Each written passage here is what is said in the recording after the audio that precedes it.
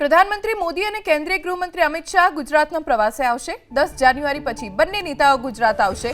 પ્રધાનમંત્રી મોદી 11 અને 12 જાન્યુઆરીએ ગુજરાત આવશે તો પીએમ મોદી ગાંધીનગર, અમદાવાદ, રાજકોટ જિલ્લાનો પ્રવાસ કરશે।